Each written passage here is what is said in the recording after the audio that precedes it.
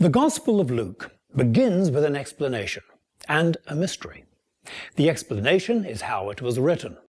The mystery is the person it was written for. Luke was a medical doctor who joined the Apostle Paul on some of his journeys.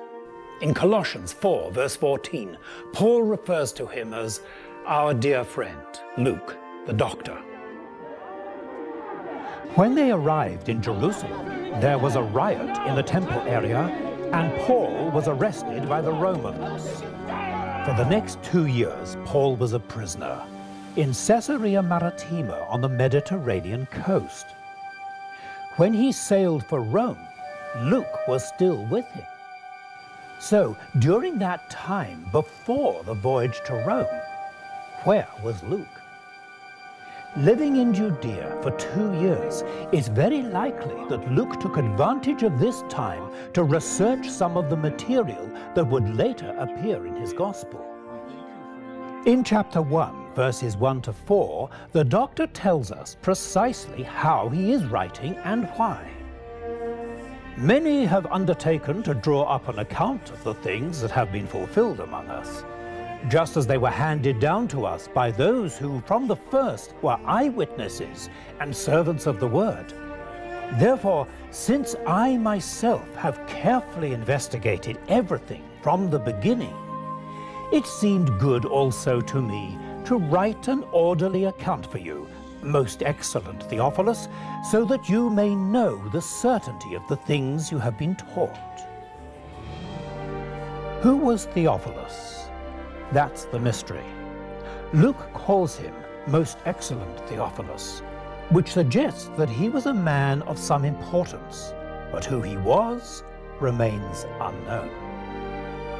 Obviously, he had some knowledge about Jesus, but Luke felt he needed to know much more, so that you may know the certainty of the things you have been taught. There are many of us who are like Theophilus, and Luke was also writing for us all. When you open the Gospel of Luke, you see immediately how he puts the story of Jesus' life in the context of history, naming the leading political and religious men of that time. In chapter 2, he mentions Caesar Augustus, the first of the Roman emperors. We know what he looked like, and from ancient history we know much of his life. To govern an empire so vast and diverse, Augustus and the Senate in Rome required accurate knowledge about the population. Luke chapter 2, verse 1. In those days, Caesar Augustus issued a decree that a census should be taken of the entire Roman world.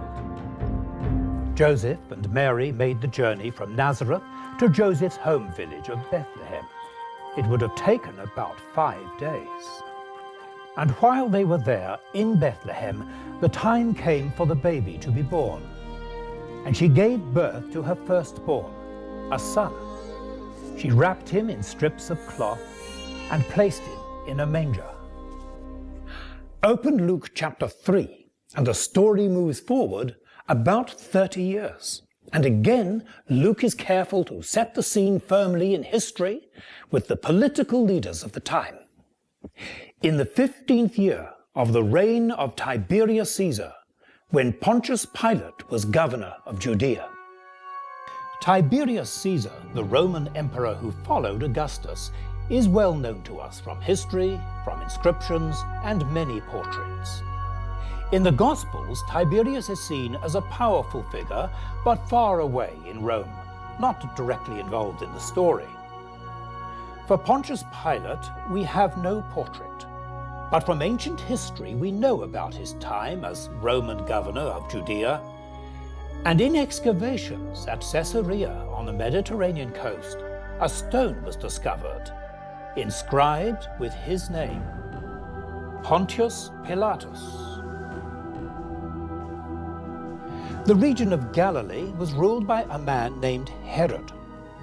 This was not the King Herod of Luke chapter 1. This refers to his son, Herod Antipas, now middle-aged and serving under the Romans.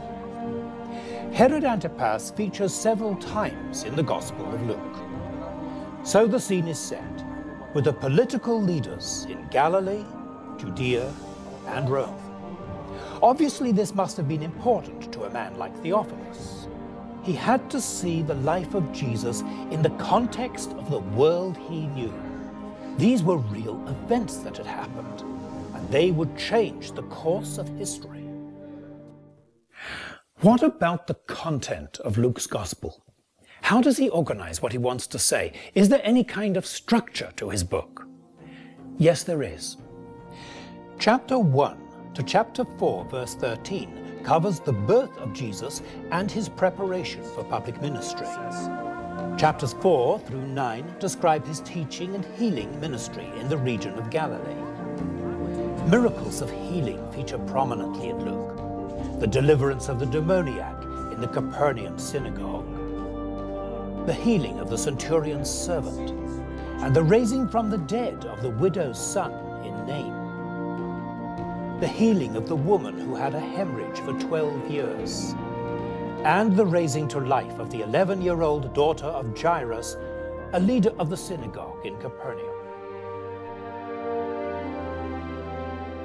Just as in Matthew and Mark, Luke tells us about the turning point in Caesarea Philippi. It's in chapter 9. Jesus asks the question, "Who do you say that I am?"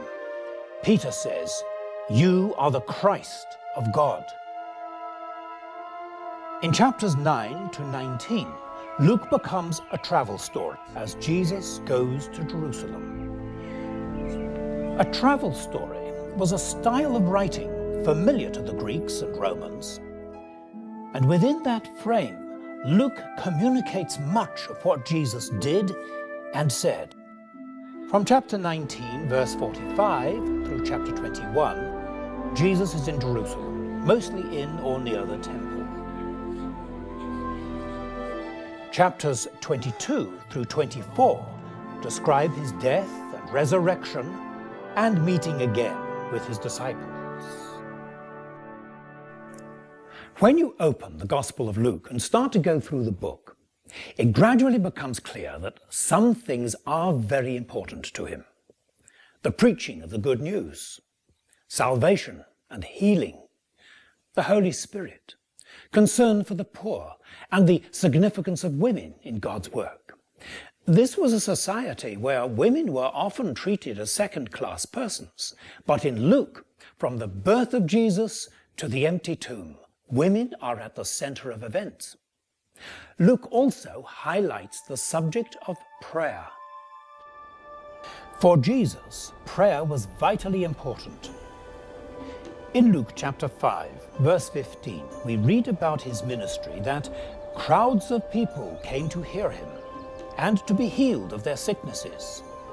But Jesus often withdrew to lonely places and prayed. So it goes on, right through the Gospel. There are 9 separate occasions when Luke tells us how Jesus spent time in prayer.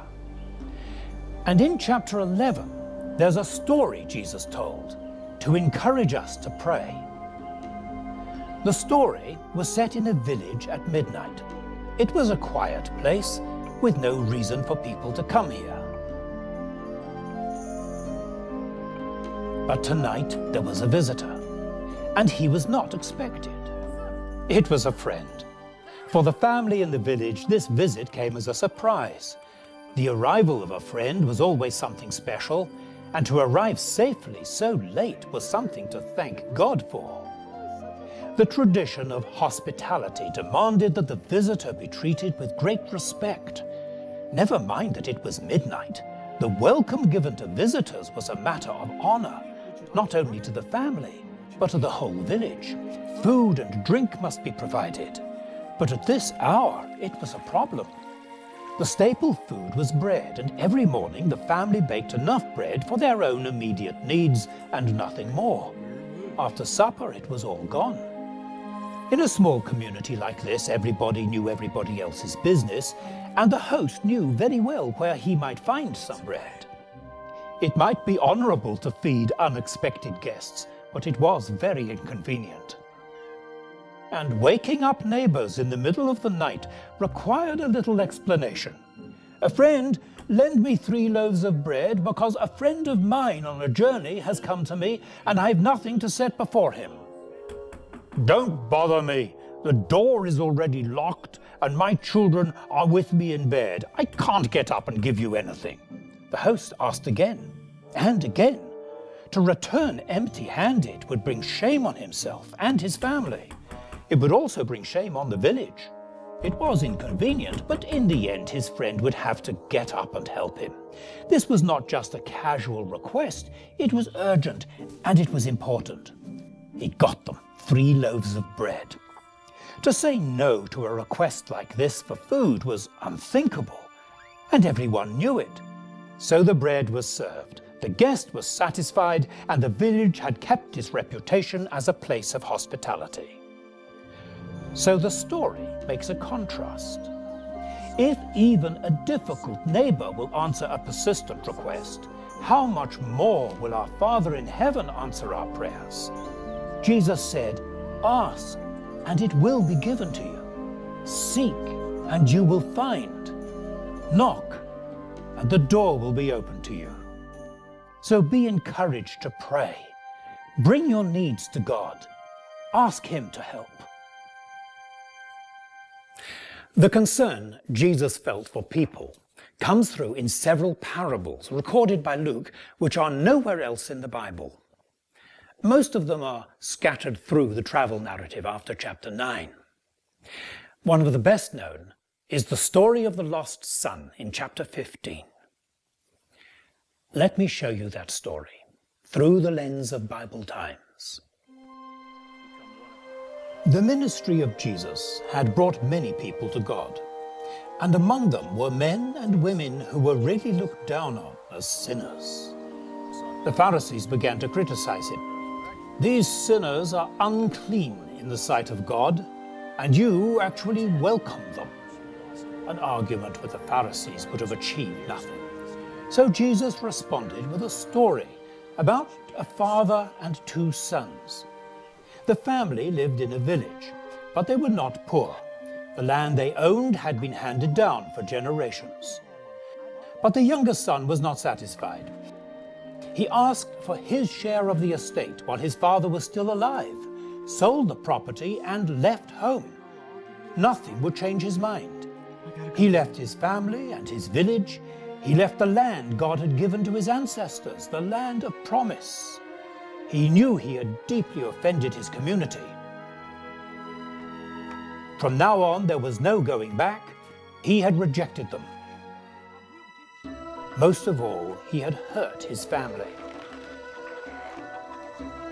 But the father knew that to hold the young man against his will was pointless. He was not just moving to the nearest town where his father might come and find him and try to bring him back. He was leaving behind everything he and his family had ever known. He was determined to get completely clear of his father's influence.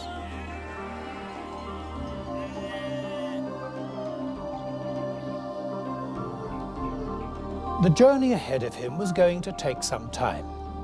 He traveled for many days until his homeland lay far behind him. And ahead of him was a new country where everything would be different. That was what he wanted.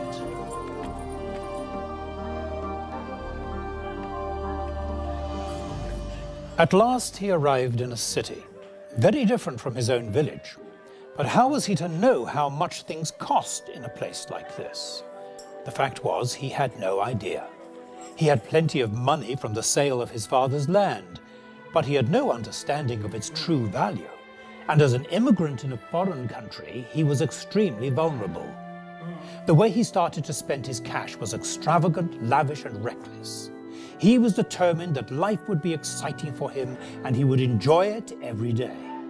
Entertainment, parties, living high, it just went on and on. They didn't have parties like this in the village. It all felt so good. Far away from his father and his older brother, he could do just what he wanted. He was having a good time. always plenty of friends willing and ready to party with, so long as he was paying all the bills. Life in the big city was exciting, and the young man thought he was enjoying it to the full. His lifestyle was extravagant. The weeks and months went by, and he was spending his money as if it would last forever. It never seemed to enter his head that half of everything his father had worked for was being wasted, and there was nothing to take its place. But one day everything would change. One day there would be no more money to pay for all this. And then what? At last it happened. The money ran out. There was nothing left. He had never thought about getting a regular job. He had no credit, no possessions, no place to call his own, no family, no one to turn to. He had nothing at all, nothing. Creditors could literally take the clothes off his back. But he was fortunate. Other men in his position had been sold in the slave market to pay their bills. At least he still had his freedom, but that was all. There was no place in this city to offer him shelter and food, and now there was famine in the land. Food was getting scarce and very expensive. He used whatever he had left to get something to eat, but these days it would not go far, and even bread was hard to find. No one really cared if he lived or died. At last, a citizen of the country agreed to become his patron and give him work. He was told to feed pigs. It was only one step above slavery. He had lost everything.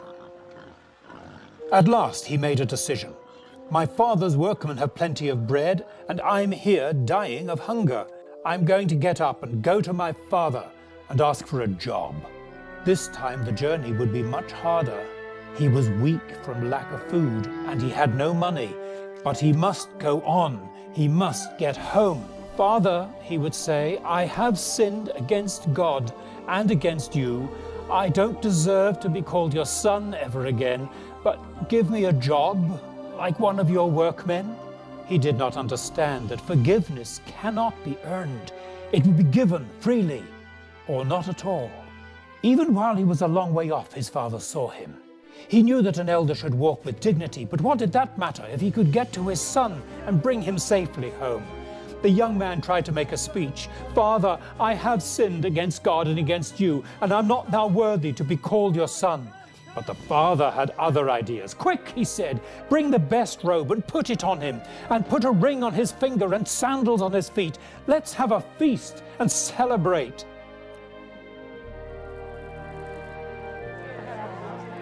The father prepared a feast for the whole village. The calf they had kept for a festival would be eaten today. Neighbors and friends came to join in the celebration and share in the father's joy. But even now there was a problem. The older brother had been working in the fields, and when he got home, he refused to come in. He despised his brother and wanted nothing to do with him. But this was also a public insult to his father. Listen, he said, for all these years I've worked for you like a slave. But when this son of yours comes back, who spends your money on prostitutes, you go and kill a fatted calf for him. The father pleaded with him, but my son, you are always with me, and all I have is yours. It was right to celebrate and rejoice, for your brother was dead and has come back to life again. He was lost and has been found. When Jesus came to the end of his story, the truth was clear enough. The Pharisees were wrong to criticize the love Jesus showed to sinners. One of these sinners Jesus welcomed on his way to Jerusalem was a man named Zacchaeus. Luke 19, verse 2, says that Zacchaeus was a chief tax collector and a rich man. The whole taxation system for which he worked was corrupt, and his riches came through his collaboration with the Romans. Zacchaeus was responsible for collecting tolls on the transportation of goods through Jericho, where the trade route crossed the river Jordan, and into Judea. A tax collector like Zacchaeus knew precisely the movement of people through the city. Zacchaeus had heard about Jesus. He knew Jesus was a religious teacher and a worker of miracles, and he wanted to see him, perhaps to satisfy his curiosity. But working for the Romans had made him unpopular. So Zacchaeus just found another way to see this man, Jesus.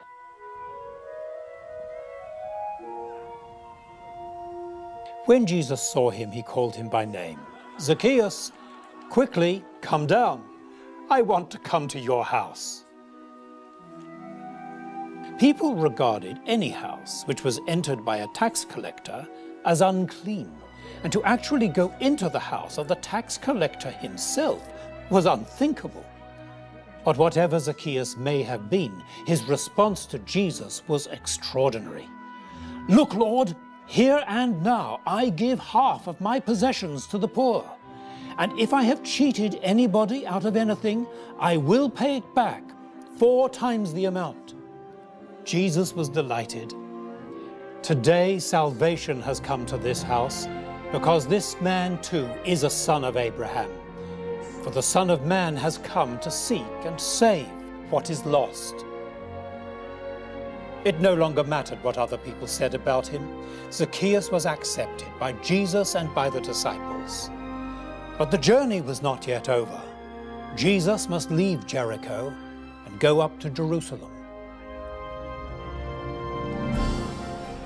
In chapter 19, the tension starts to build. As Jesus came to Jerusalem, riding on a donkey, people started to shout because of all the miracles they had seen. "Blessed is the King who comes in the name of the Lord. Peace in heaven and glory in the highest." Some of the Pharisees in the crowd said to Jesus, "Teacher, rebuke your disciples." "I tell you," he replied, "if they keep quiet, the stones will cry out."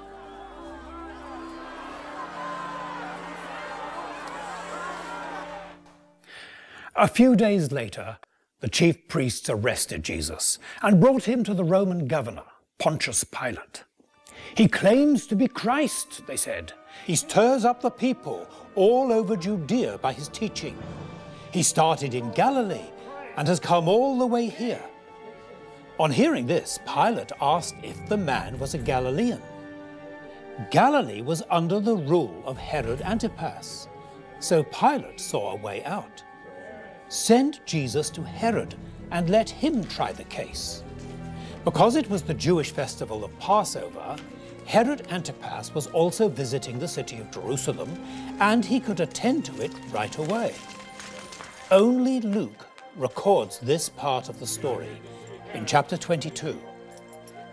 For some time, Herod had wanted to see Jesus, and now at last he had the opportunity.